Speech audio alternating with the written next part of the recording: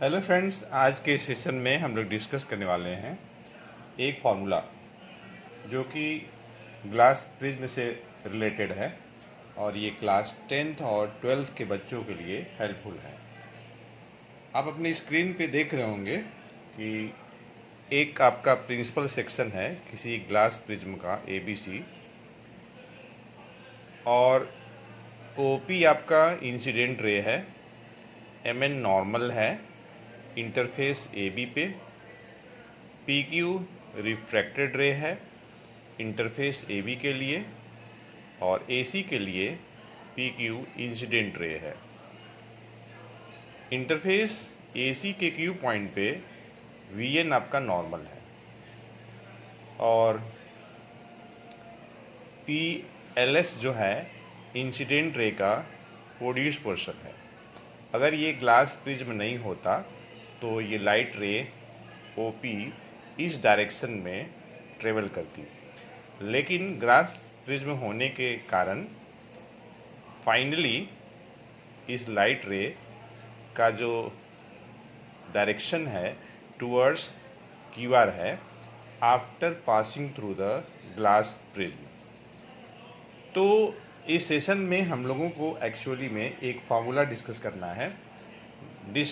करना है मतलब कि हम लोग को डिराइव करना है कि अगर इस ग्लास प्रिज्म का रिफ्रैक्टिव इंडेक्स अगर म्यू है तो म्यू बराबर हम लोग किस तरीके से sine A plus delta minimum divided by 2 whole upon sine A upon 2, ये फॉर्मूला कैसे हम लोग ऑब्टेन करते हैं या हम लोग कैसे डिराइव करेंगे ग्लास प्रिज्म के लिए जब कोई लाइट रे उस ग्लास प्रिज्म से पास करती है।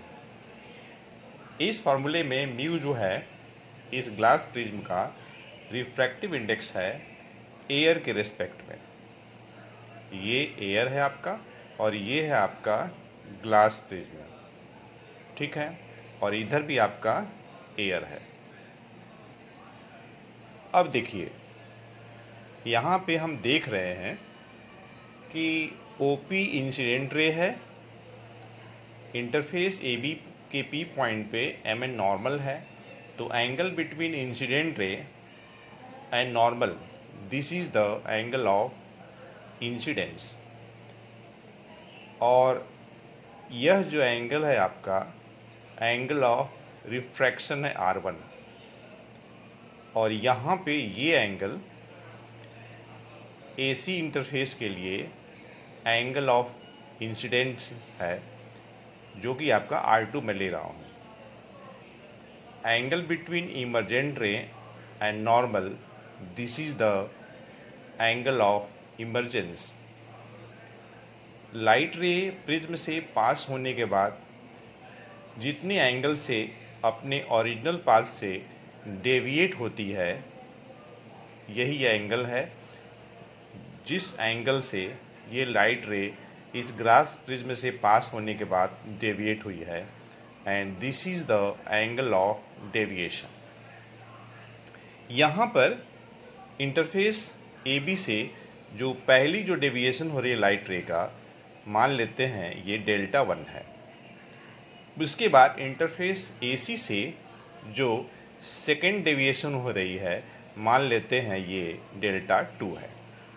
तो टोटल डेविएशन डेल्टा हुआ जो कि डेल्टा 1 और डेल्टा 2 के सम के बराबर होगा bye exterior angle sum property of triangle. तो देखिए हमें इस रिलेशन को एस्टैब्लिश करना है, प्रूफ करना है, तो हम लोग दो ट्रायंगल इस्तेमाल करेंगे और एक क्वाड्रिलेटरल। कौन कौन ट्रायंगल इस्तेमाल करेंगे? तो देखिए पहला ट्रायंगल PNQ। हम जानते हैं किसी भी ट्रायंगल में तीनों एंगल का सम 180 होता है। तो इन ट्रायंगल PNQ ये एंगल है आपका R1, ये है आपका R2 और एक एंगल आपका ये है PNQ, तीनों का सम 180 हो गया by angle sum property of triangle. In any triangle the sum of all three angles equal to 180 degree. अब हम लोग क्वाड्रिलेटरल APNQ में चलेंगे। तो चारों एंगल लिख लेते हैं। एक एंगल आपका ये है, दूसरा एंगल है APN, ये एंगल है, ये एंगल है, तीसरा एंगल ये है और चौथा एंगल आपका ये है। इस एंगल का नाम होगा AQN, इस एंगल का नाम होगा APN। हमने यहाँ लिख दिया। एंगल APN और AQN, APN मतलब ये एंगल और AQN मतलब ये एंगल, ये दोनों का दोनों 90-90 है, क्योंकि ये देखिए नॉर्मल है MN और ये VN। तो ये दोनों चूँकि सेपरेटली 90 हैं, तो इनका जो प्लस होगा 180 डिग्री हो जाएगा। तो यहाँ से हमें A plus angle PNQ 180 degree मिल जाएगा, जो कि इक्वेशन सेकंड हो गया। अब अगर हम 1 और 2 को इक्वेट करते हैं तो हम देख रहे हैं कि 1 और 2 का राइट हैंड साइड 180 है। तो अगर दो इक्वेशन का राइट हैंड साइड बराबर है तो डेफिनेटली उन इक्वेशंस के लेफ्ट हैंड साइड भी इक्वल होंगे। इसका मतलब ये हुआ कि R1 plus R2 plus PNQ equals to A plus PNQ। यहाँ पे एंगल PNQ दोनों साइड कॉमन है, तो ये कैंसिल हो जाएगा। तो इस तरीके से हमें मिल जाएगा R1 plus R2 equals to angle A। Angle A यहाँ पे एंगल ऑफ प्रिज्म है और एंगल R1 आपका ये है और ये एंगल आपका R2 है। अब अगर हम ट्रायंगल PQL में चलें, PQL ये एंगल है आपका, ये देखिए PQL, ये एक्सटीरियर एंगल बराबर डेल्टा 1 प्लस डेल्टा 2। अब यहाँ पे ये जो आपका डेल्टा 1 है, इसकी वैल्यू क्या हो जाएगी? इसकी वैल्यू हो जाएगी I minus R1, I minus R1। Delta 2 इसकी जो वैल्यू हो जाएगी E माइनस R2 हो जाएगी। अब इस रिलेशन को हम लिख सकते हैं डेल्टा बराबर I plus E minus R1 plus R2।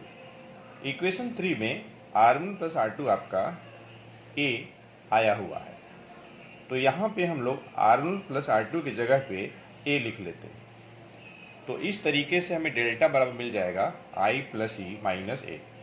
अगर हम A को राइट हैंड साइड से लेफ्ट हैंड साइड ट्रांसपोज कर दें तो हमें मिल जाएगा A plus delta equals to I plus E।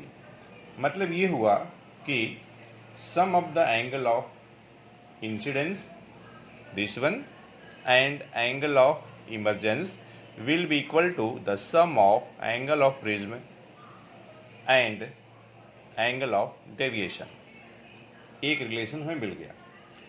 आप इस इक्वेशन को इस तरीके से भी लिख सकते हैं, I प्लस E आप पहले लिख सकते हैं और A प्लस डेल्टा आप बाद में लिख सकते हैं, कोई दिक्कत नहीं है।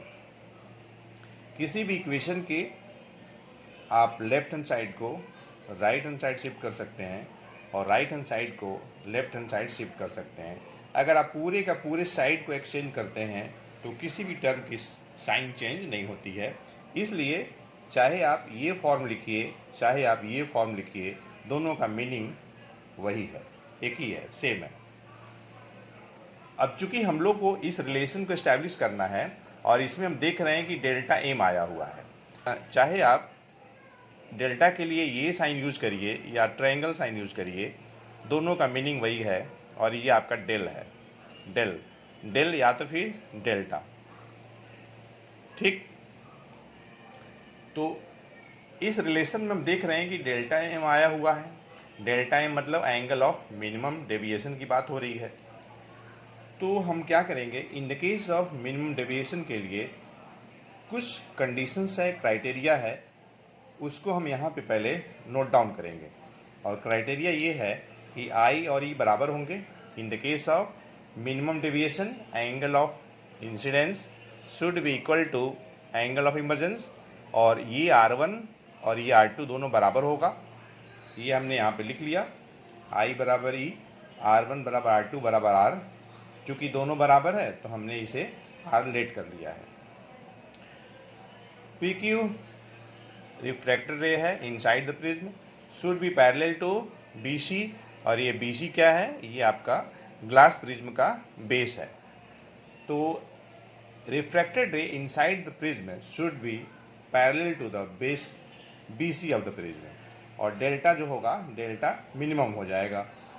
ठीक, ये कंडीशंस है इन the case of minimum deviation.